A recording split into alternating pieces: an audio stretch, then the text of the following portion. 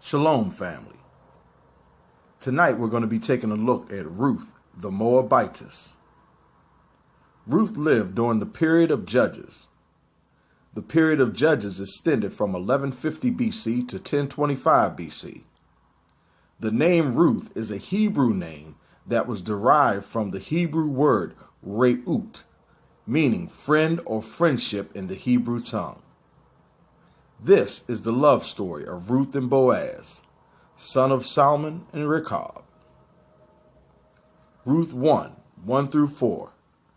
Now it came to pass, in the days when the judges ruled, that there was a famine in the land, and a certain man of Bethlehem, Judah, went to sojourn in the country of Moab, he and his wife and his 2 sons, and the name of the man was Elimelech, and the name of his wife Naomi, and the name of his 2 sons Mahlon and Chilion, Ephrathites of Bethlehem, Judah. And they came into the country of Moab and continued there. And Elimelech, Naomi's husband, died, and she was left, and her 2 sons. And they took them wives of the women of Moab. The name of the one was Orpah, and the name of the other Ruth. And they dwelled there about 10 years. The Easton's Bible Dictionary tells us that an Ephrathite is a citizen of Ephrata, the old name of Bethlehem, or Bethlehem, Judah. Ruth 1 and 4 introduces us to Ruth of the women of Moab. Let's examine that closer. Ruth 1, 5 through 9. And Mahlon and Chilion died also, both of them. And the woman was left of her 2 sons and her husband. Then she arose with her daughters-in-laws, that she might return from the country of Moab. For she had heard in the country of Moab how that the Lord had visited his people and given them bread. Wherefore she went forth out of the place where she was, and her 2 daughters-in-law with her, and they went on the way to return unto the land of Judah. And Naomi said unto her 2 daughters-in-laws, Go, return each to her mother's house. The Lord deal kindly with you, as you have dealt with the dead and with me. The Lord grant you that you may find rest, each of you, in the house of her husband. Then she kissed them, and they lifted up their voices and wept. But Ruth refused to leave her mother-in-law alone. Ruth 1, 19 to 22. So they 2 went until they came to Bethlehem. And it came to pass, when they were come to Bethlehem, that all the city was moved about them. And they said, Is this Naomi? And she said unto them, Call me not Naomi, call me Mara, meaning bitter woman. For the Almighty have dealt very bitterly with me. I went out full, and the Lord have brought me home again empty. Why then call ye me Naomi, seeing the Lord have testified against me, and the Almighty have afflicted me? So Naomi returned, and Ruth the Moabitess, her daughter-in-law, with her, which returned out of the country of Moab, and they came to Bethlehem in the beginning of barley harvest. Ruth 2, 1 through 6. And Naomi had a kinsman of her husband's, a mighty man of wealth, of the family of Elimelech, and his name was Boaz. And Ruth the Moabitess said unto Naomi, Let me now go to the field and glean ears of corn after him, in whose sight I shall find grace. And she said unto her, Go, my daughter. And she went and came, and gleaned in the field after the reapers, and her hap was to light on a part of the field belonging unto Boaz, who was of the kindred of Elimelech. And behold, Boaz came from Bethlehem, and said unto the reapers, The Lord be with you. And they answered him, The Lord bless thee. Then said Boaz unto his servant that was set over the reapers, Whose damsel is this? And the servant that was set over the reapers answered and said, It is the Moabitess damsel that came back with Naomi out of the country of Moab. Now note, Ruth was described as Moabitish to Boaz by his servant. Ish is a suffix. A suffix is a descriptor added to the end of the word, changing or adding to its meaning. The suffix ish is attached to the end of the word Moabite. The Cambridge Advanced Learner's Dictionary and Thesaurus says, ish, a suffix used to form adjectives that say what a person, thing, or action is like. Foolish, childish.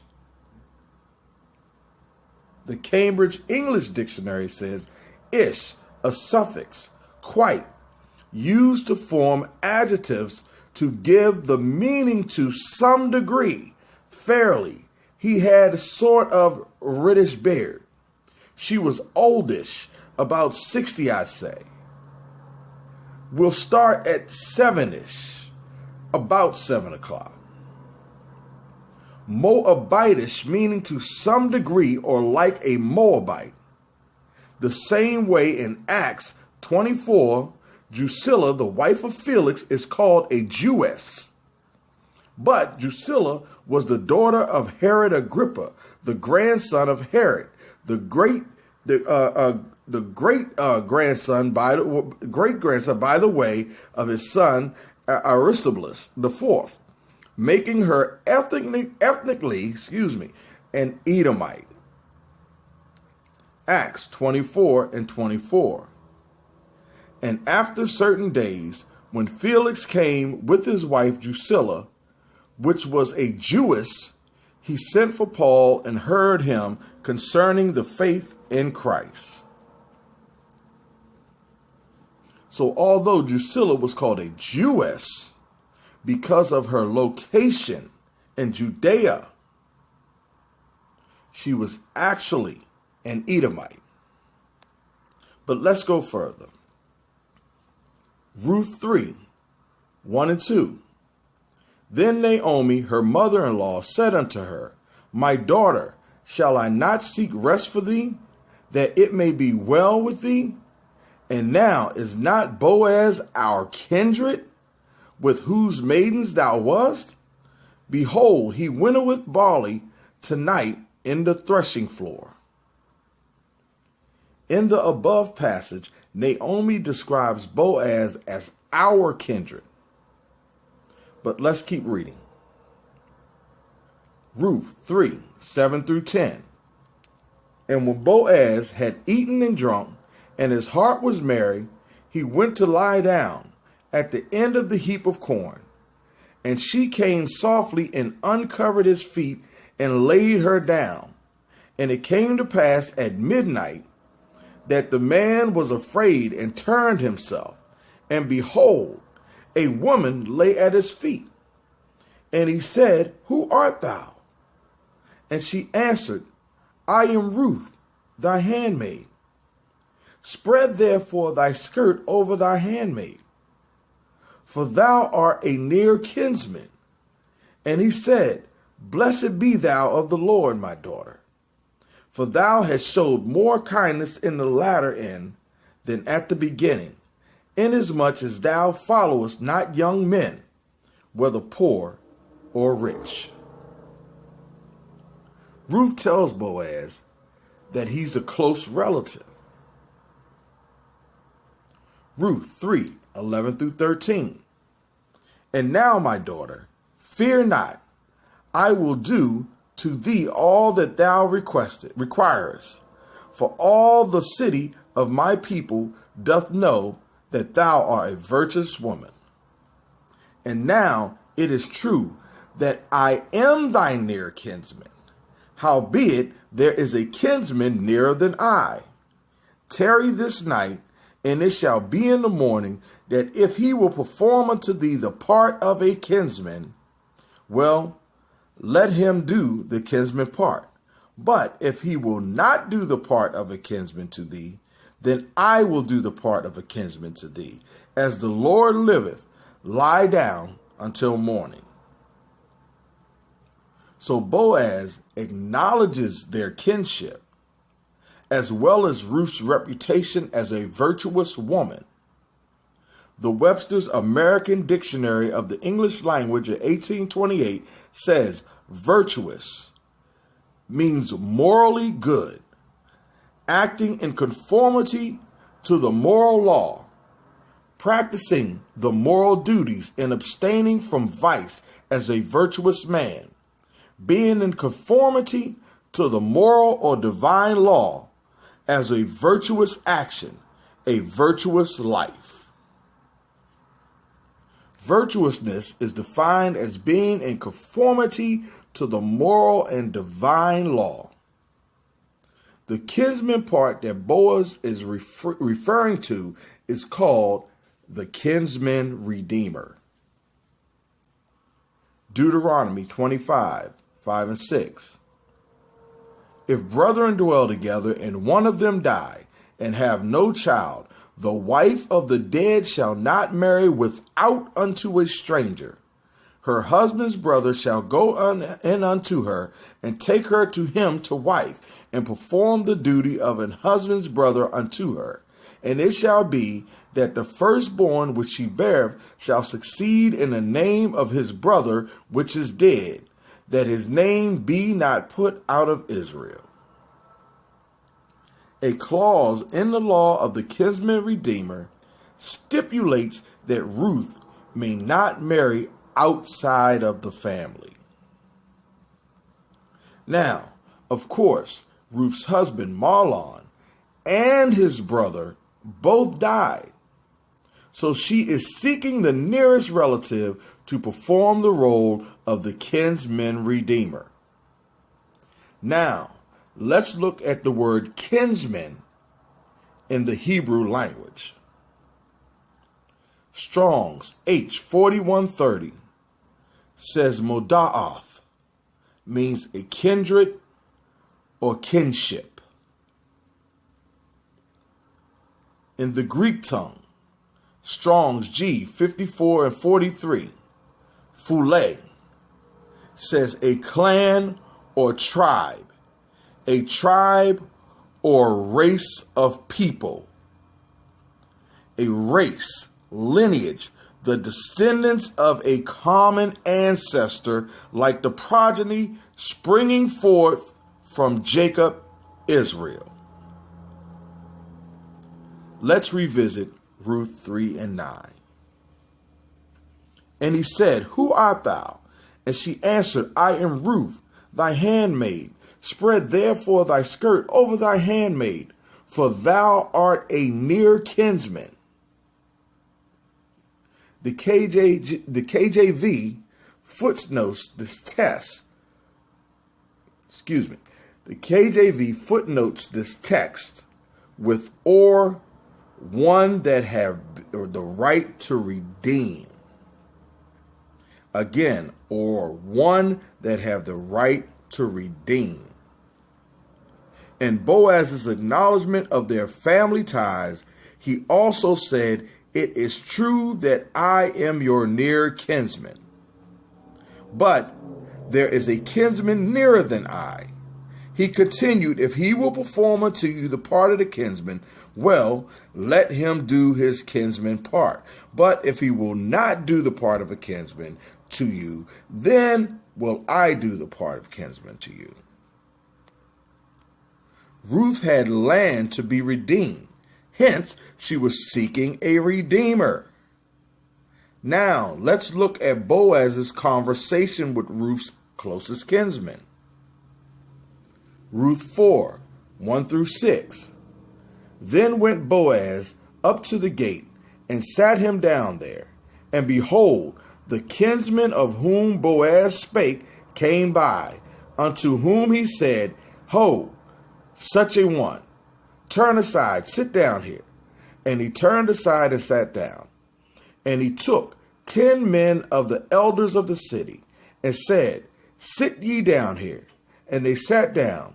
And he said unto the kinsman, Naomi, that is come again out of the country of Moab, selleth a parcel of land which was our brother Elimelech's.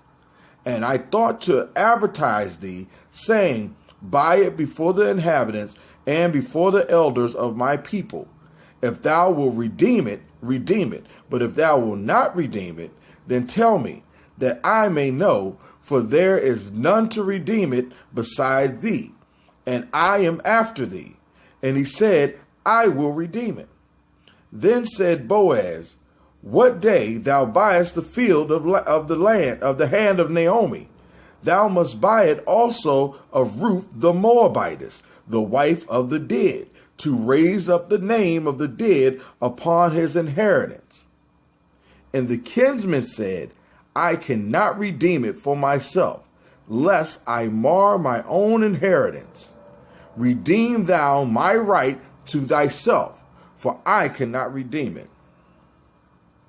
Ruth's closest male relative declined to be her redeemer. But why? Although her closest blood relative, he must have been of another tribe, which would put his inheritance in jeopardy. The Israelites were required by law to marry within their own tribe. Numbers 36:7. So shall not the inheritance of the children of Israel remove from tribe to tribe, for every one of the children of Israel shall keep himself to the inheritance of the tribe of his fathers. This cleared the way for Boaz to redeem Ruth. Deuteronomy 25:7. And if the man like not to take his brother's wife, then let his brother's wife go up to the gate unto the elders and say, My husband's brother refuseth to raise up unto his brother a name in Israel. He will not perform the duty of my husband's brother.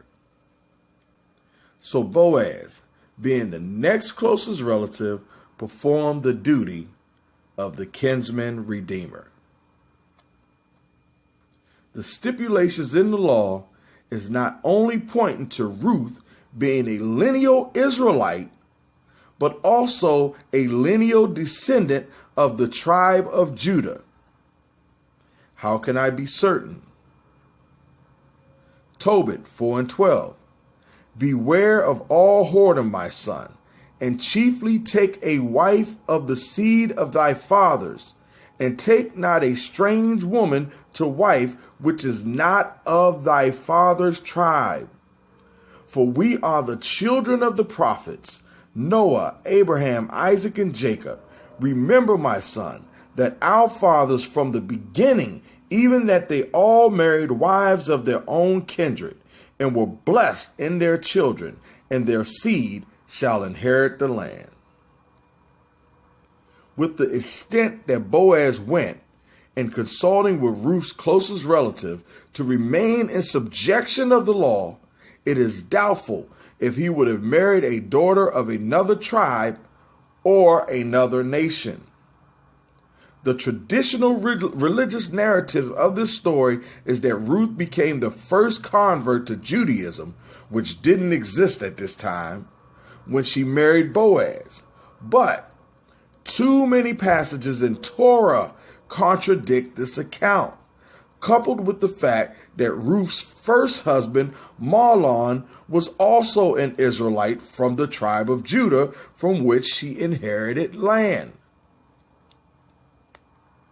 Let's carry on. Ruth 4:9-13. And Boaz said unto the elders, and unto all the people, You are witnesses this day that I have bought all that was Elimelech's and all that was Kilion's and Mahlon's of the hand of Naomi.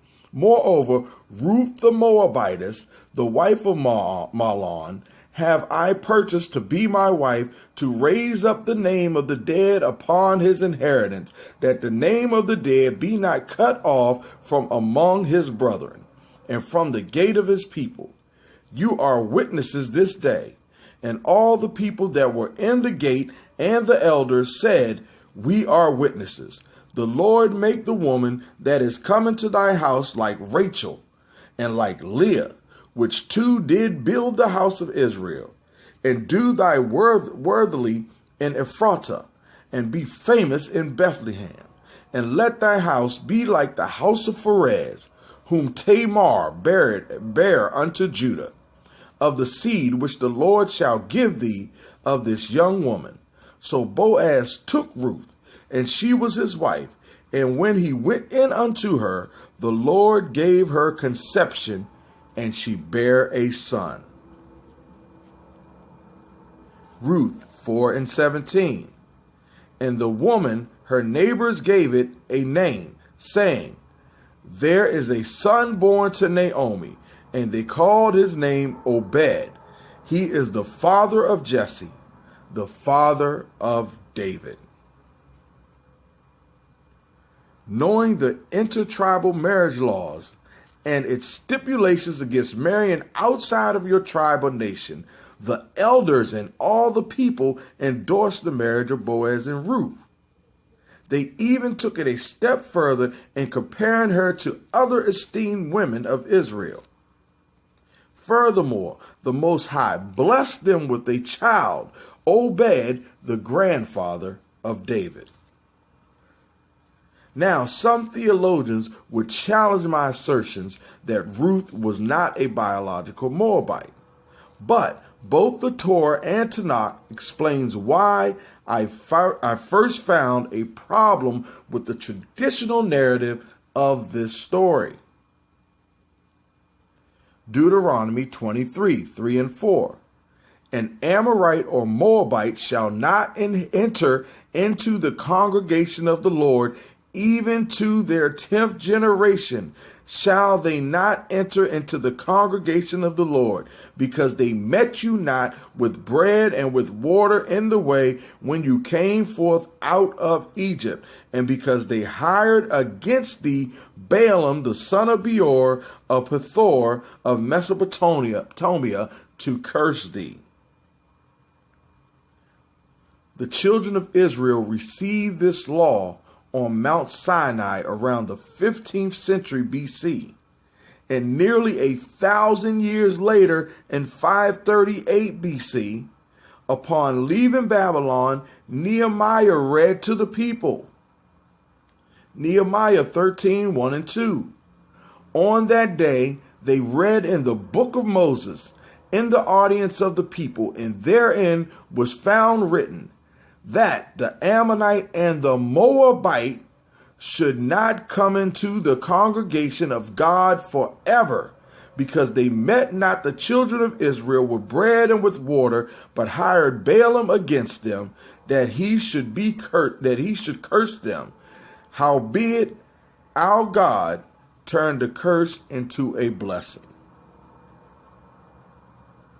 The period of Judges fell in between these two readings. Therefore, again, the elders would not have consented to such a union. Matthew 1:5-6. And Salmon begat Boaz of Rechab, and Boaz begat Obed of Ruth, and Obed begat Jesse, and Jesse begat David the king, and David the king begat Solomon of her that had been the wife of Urias. If Ruth was a lineal Moabite, then her and her descendants would have not been permitted to enter into the congregation of the Lord. But yet we see David in 2 Samuel 7:18. Then went King David in and sat before the Lord, and he said, Who am I, O Lord God, and what is my house that thou hast brought me hitherto? In Psalms 122:1-4, I was glad when they said unto me, Let us go into the house of the Lord. Our feet shall stand within thy gates. O Jerusalem, Jerusalem is builded as a city that is compact together, whither the tribes go up, the tribes of the Lord, unto the testimony of Israel, to give thanks unto the name of the Lord. And David's son Solomon was chosen to build the temple by the Most High. 1 Chronicles 28:6. And he said unto me, Solomon thy son, he shall build my house and my courts, for I have chosen him to be my son, and I will be his father.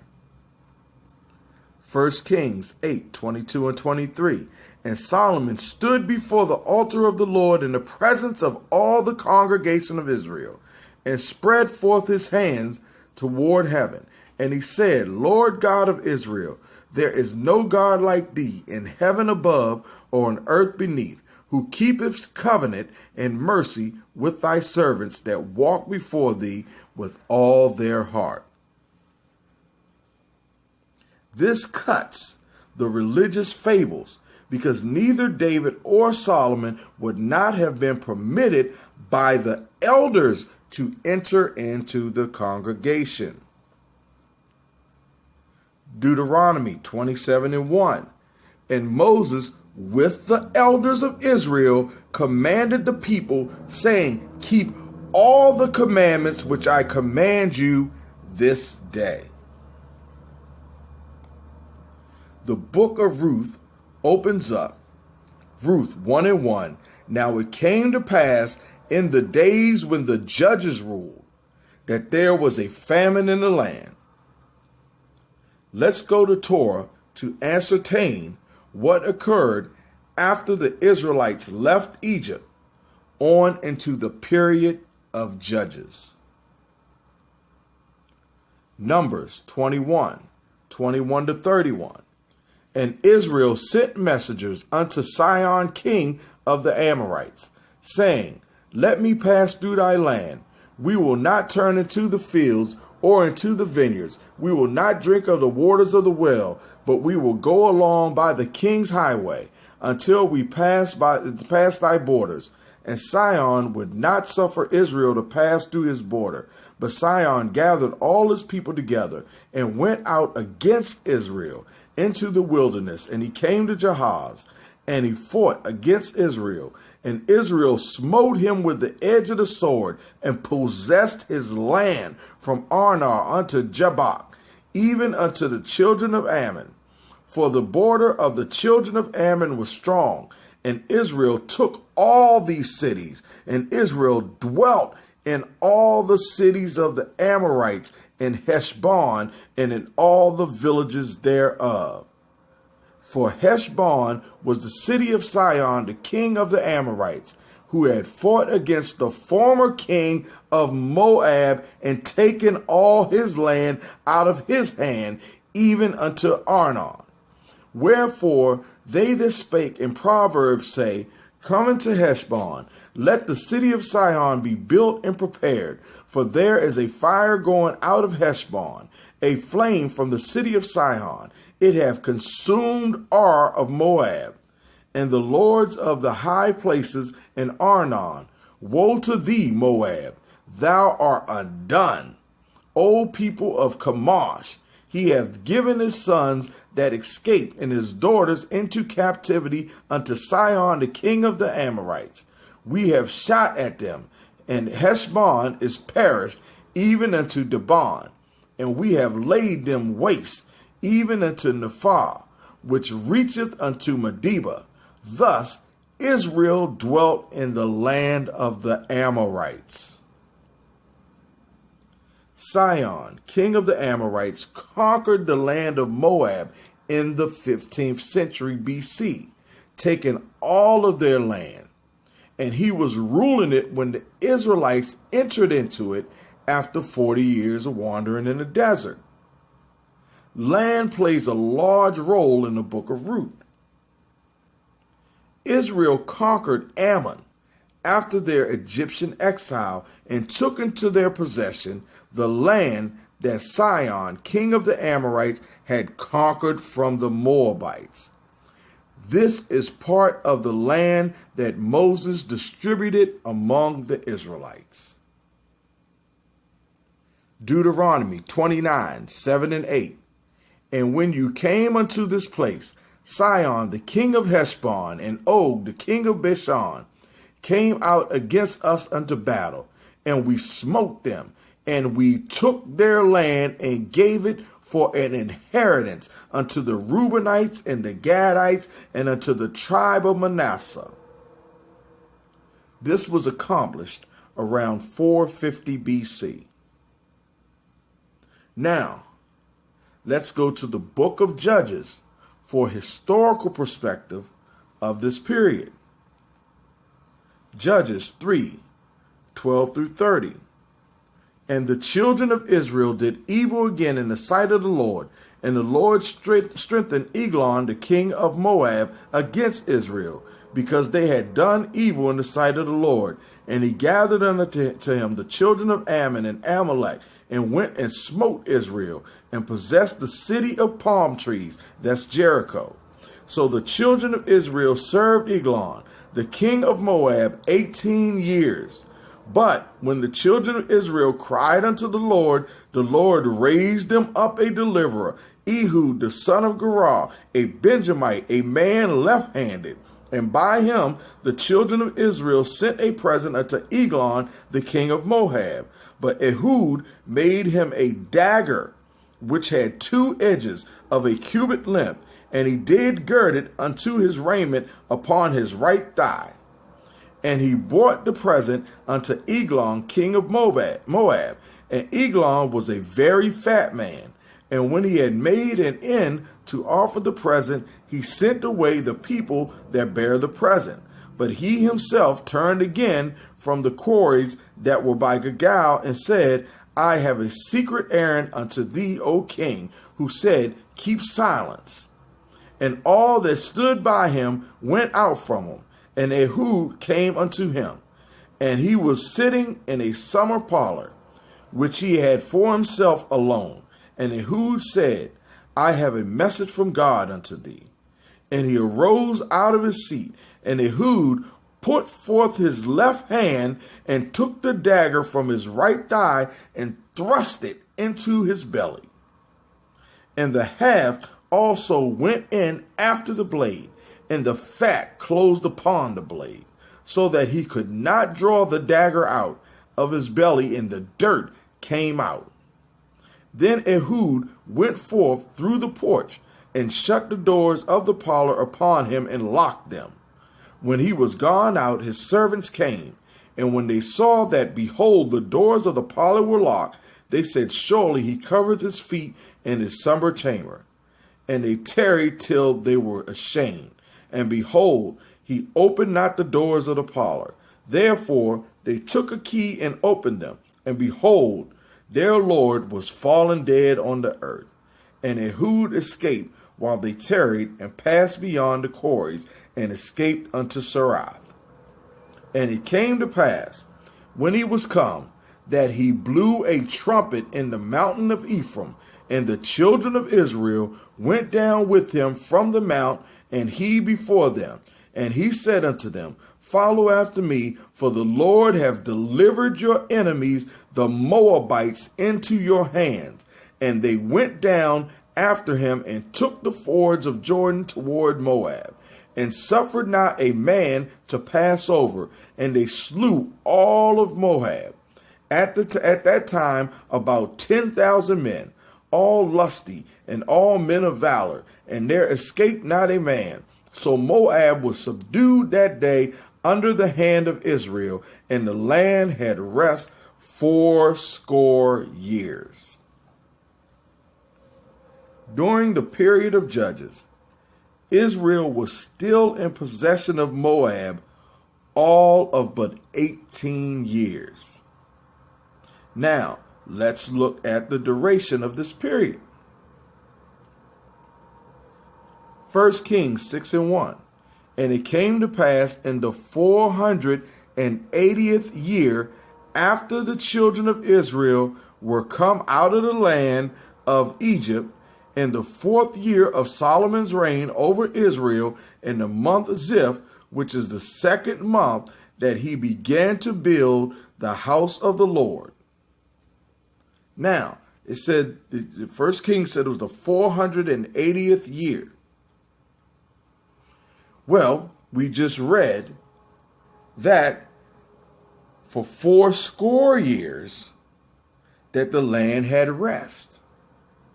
That is 80 years. So, of the last 80 years, before that, Moab had 18 years of conquering that land.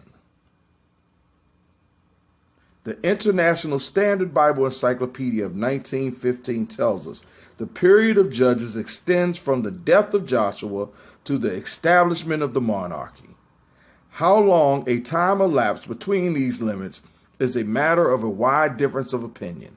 The chronological data in the book of Judges, omitting Eli and Samuel, making a total of 410 years. But this is inconsistent with 1 Kings 6 and 1, where the whole period from the Exodus to the 4th year of Solomon is reckoned as 480 years. Various attempts have been made to harmonize these divergent figures, e.g. by eliminating the 70 years attributed to the minor judges, by not counting the 71 years of foreign domination, and by the theory that some of the judges were contemporaneous. It is probable that the 480 years of First King was a round number and did not rest on exact records. Indeed, it is doubtful if there was any fixed calendar in Israel before the time of the monarchy. The only way then to determine the length of the period of judges is from the date of the Exodus. The common view is that the Exodus took place during or just after the reign of Matriarchs in the latter half of the 13th century BC. This, however, leaves hardly more than 150 years to the period of Judges, for Saul's reign fell in the second half of the 11th century BC. Hence, some to whom this seems too short assign the Exodus to the reign of Amenophis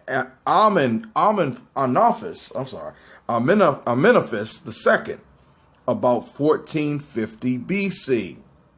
This harmonizes with the 480 years of 1 Kings 6 and 1 and is supported by other considerations. And that's from the International Standard Bible Encyclopedia of 1915. So we see that the period of Judges in which Israel reigned over Moab, in which Ruth's family inhabited Moab, lasted well over 400 years, beginning the 15th century BC, which means the Israelites were inhabiting Moab for hundreds of years before Ruth was even born. Ignoring this historical context would be equivalent to sitting in 2021 and assuming that everyone in California after September 9th, 1815 were still Mexican, or every person in Manhattan, New York after May 24th, 1626 were still Native American. Once a territory has been conquered, the dynamics of its inhabitants undergoes changes, many times pushing the indigenous peoples out of the land, with the new settlers adopting the name of the land as their identity, but not their ethnicity. No American is ethnically an American. The religious communities falsely teach that Ruth converted to Judaism. The problem with this teaching is Talmudism, which is the foundation of Judaism, did not exist until after the 6th century BC, when the house of Judah returned from the Babylonian captivity. So why did Elimelech and Naomi move to Moab? Ruth 1:1. Now it came to pass in the days when the judges ruled that there was a famine in the land, And a certain man of Bethlehem, Judah, went to sojourn in the country of Moab, he and his wife and his 2 sons. In the history of the Hebrews, we find that they always migrated during a famine. Abraham went down to Egypt during a famine. Isaac migrated to Gerar during a famine. Jacob and his entire family went to Egypt, where the Israelites became a nation during a famine. Elimelech and Naomi, along with their sons Mahlon and Chilion, were Israelites of the tribe of Judah that left Bethlehem, Judah, during a famine to dwell in another Israelite-ruled territory. As such, they had spent their entire lives acquainted with Hebraic cultural laws of the covenant, which would have made it unlikely that they would have allowed their sons to marry a strange woman of an outside nation. And though Elimelech and Naomi moved to Moab, I believe that Ruth was an Israelite born in Moab, an Israelite-ruled territory. Ruth 2:11. And Boaz answered and said unto her, It hath fully been shown to me all that thou hast done unto thy mother-in-law since the death of thine husband, and how thou hast left thy father and thy mother and the land of thy nativity, and art come unto a people which thou knowest not heretofore.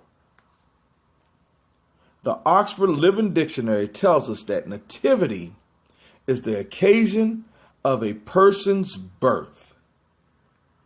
Based on the evidence, I believe that Ruth was born and raised in Moab.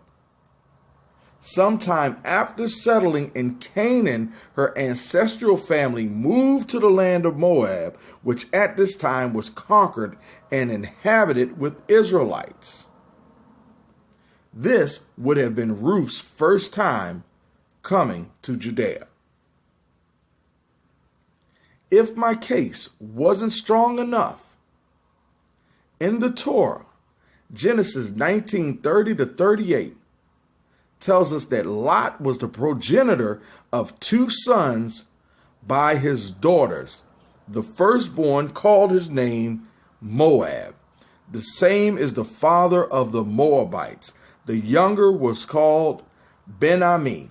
The same is the father of the children of Ammon. These children would be deemed bastards. The Smith's Bible Dictionary says, bastard among those who were excluded from entering the congregation even to the 10th generation was the bastard. The term is not, however, applied to any illegitimate offspring born out of wedlock, but is restricted by the rabbins to the issue of any connection with the degrees of prohibited law. Strong's H 44 and 64 tells us mamzer, a bastard, a child of incest. The Zondervan Compact Bible Dictionary says bastard, specifically child of incest, appears only 3 times in the scriptures, twice in the Old Testament, once in the New Testament. In Deuteronomy 23:2, it probably means a child of incest, not simply an illegitimate child.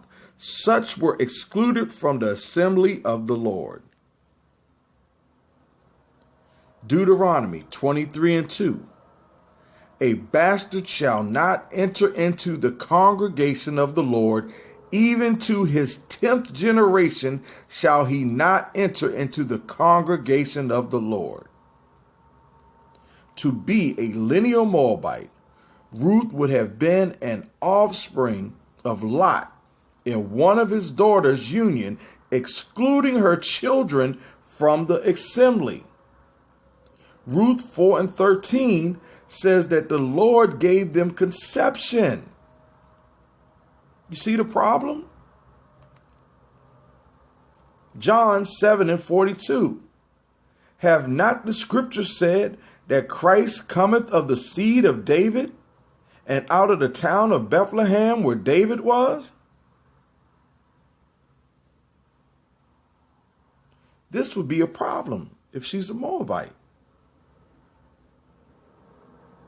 And finally, I will address the verse that most probably believe that I intentionally ignored. Ruth 1:16. And Ruth said, entreat me not to leave thee, or to return from following after thee. For whither thou goest, I will go, and where thou lodgest, I will lodge. Thy people shall be my people, and thy God my God. In verse 16 of Ruth, the first chapter, the King James Bible italicizes the words or and the phrase shall be. You can even find this on the King James Bible Online.org. Merriam-Webster's teaches us that italics is of or relating to a type style with characters that slant upward to the right. For this verse, we want to key in on the phrase shall be. The King James Bible Research Council breaks down its use of italics. The words in italics in the King James Bible are words that were added by the translators to help the reader. This is usually necessary when translating from one language to another because a word in one language may not have a correlative word in English, or idiomatic expression often do not easily move from one language to another. Hence, the words in italics are words which do not have any equivalence in the Hebrew, Aramaic, or Greek text.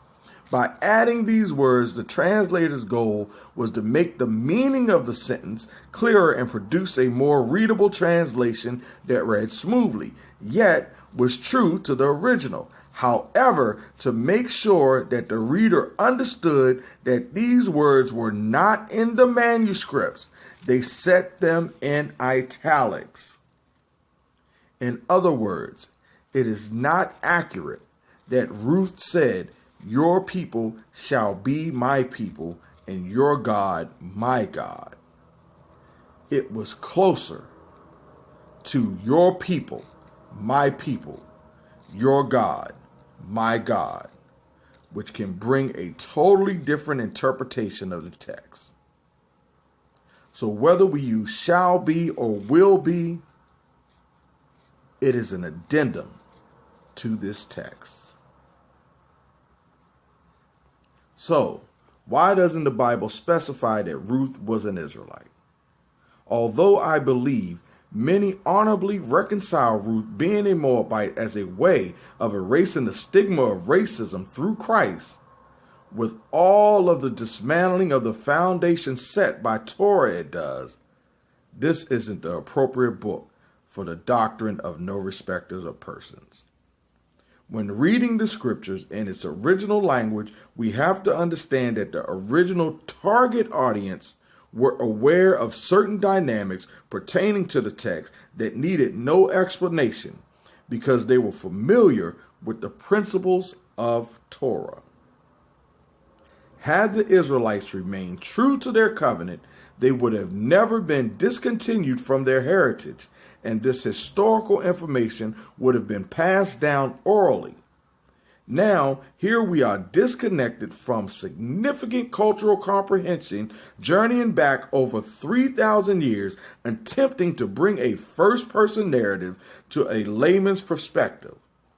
Therefore, when we read Ruth the Moabitess, we take it at face value without foreknowledge of all the particulars involved, such as conquest, ruling class, migration, or Hebraic cultural law, which all play a critical role in the understanding of a story of this nature.